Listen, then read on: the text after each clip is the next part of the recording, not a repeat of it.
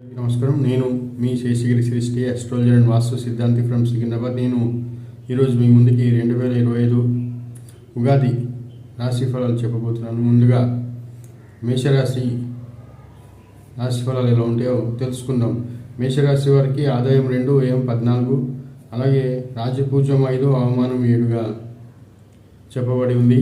అయితే వీరికి గురుబలం మొదటి సగభాగం ఉన్నప్పటికీ రాను రాను గురుబలం తగ్గడం వల్ల ఆర్థికపరమైన ఇబ్బందులు, అలాగే చేసే పనిలో ఉత్సాహం తగ్గిపోవడం, పనులు సానుకూలంగా సాగకపోవడం, ఏ పని కూడా పట్టుపట్టి మొదలెడతారు, అది పూర్తి చేయకుండానే మధ్యలో ఆగిపోవడం, ఉద్యోగ ప్రయత్నాలలో భంగాలు, నిరుద్యోగులకి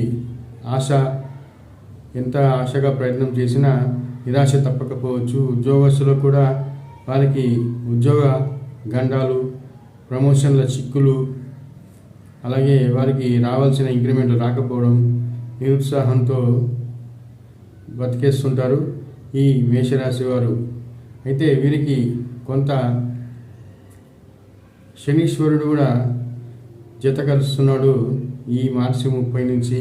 అంటే వీరికి ఒక కొత్త అధ్యయనం మొదలవుతుంది. అది ఏలినాటి శని రూపంలో ఈ సంవత్సరం నుంచి వీరికి ఏలినాటి శని మొదలయ్యి కొన్ని ఆర్థికపరమైన ఖర్చులను, ఇబ్బందులను, నష్టాలను కలుగజేస్తుంటాడు.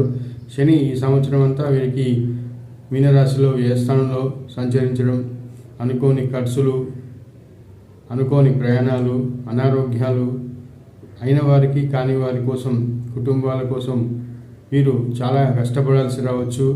అనుకోని ఖర్చులను నియంత్రించలేకపోవచ్చు. అలాగే ఆకస్మిక ప్రయాణాలు చేసి రావచ్చు. ఉద్యోగాలు, కొన్ని వ్యాపారాలు కూడా నష్టాలకి గురవుతాయి. అధికారులతో వేధింపులు, అలాగే వీరికి కుటుంబ సభ్యులకి అనారోగ్యం, తద్వారా ధన వ్యయం ఇత్యాదివన్నీ వీరికి ఈ సంవత్సరం నుంచి మంచి చెడు రెండు ఉంటాయి.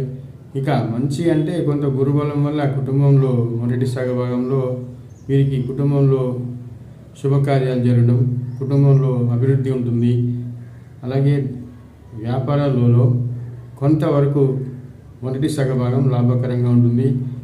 ఈ విధంగా కొంత ఆశా నిరాశల మధ్య ఈ రాశి వారికి, మేషరాశి వారికి ఈ మాసం అంతా, ఈ సంవత్సరం అంతా గడుస్తుంది. నా వీడియో మీకు నచ్చితే లైక్ చేయండి. మీ యొక్క వ్యక్తిగత జాతకానికై నన్ను నేరుగా అపాయింట్మెంట్ తీసుకొని నన్ను సంప్రదించవచ్చు. Thank you.